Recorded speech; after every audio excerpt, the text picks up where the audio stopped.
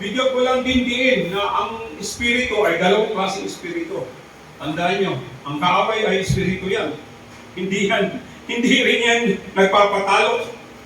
Kung paano ang espiritu na totoo na gumagawa, nadyan din ang kaaway upang ikaw ay linlangin.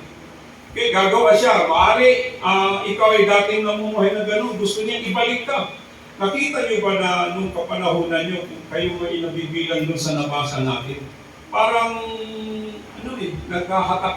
nahatak ka, na parang ibalik yung dating mundo, na gusto niya, huwag ka dyan, kasi yung buhay niya, wala naman yun, puro lang gawa ng mabuti, pero dito, para bang ibabalik ka, namamagnet ka. Pero dahil isinuko mo yan sa Diyos na buhay, nag-desisyon ka, sinurinder mo yan, alam mo, hindi ka nag-iisa. Ang Espiritu na sinasabi ng Diyos sa huling araw ay ibibigay niya sa buong sangkatauhan na sa iyo kung iyong papasukin sa puso at isipan.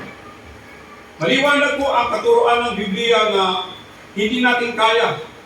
Kahit ikaw man sasabihin na natin may bisyo, lalo na sa mga kabataan na yun. Ngayon sabihin na natin, naligaw ng landas. Hindi nyo kaya yan, kapatid. Sa pamagitan ng sarili niyong pagbabago. Hindi nyo kaya yan. Ako, patutuo ko sa buhay ko.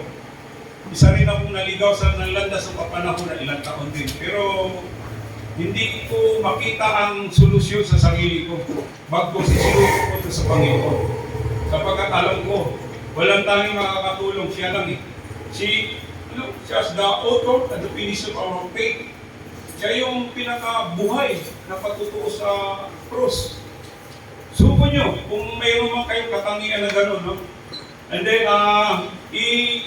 ibigyan ko lang bigyan pansin ang gawa ng kaaway para at least ma-aware tayo. Nung nagkaroon na kayo ng wisdom and knowledge, alam niyo naman, i-distinguish nyo ito kung ito ay gawa ng kaaway o hindi.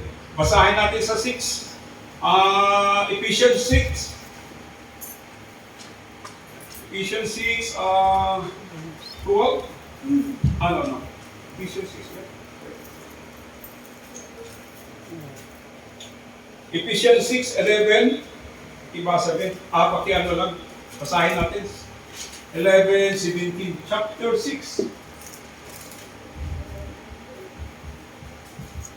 Ito, ang sinasabi niya, ang sino man sa inyo ang tumanggap sa Espiritu at katotohanan, ay nahintulad kayo nito.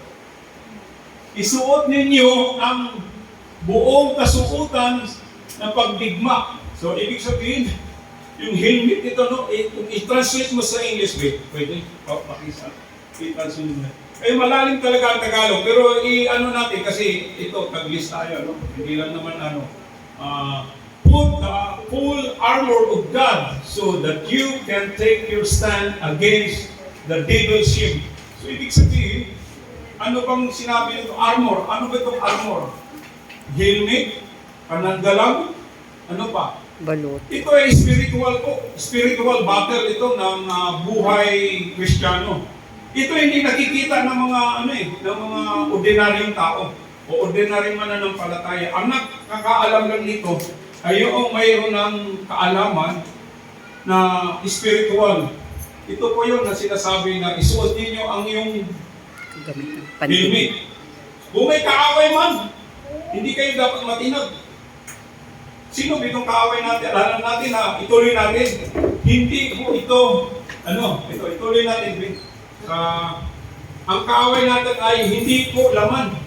12, verse 12. No? Verse 12. Gamitin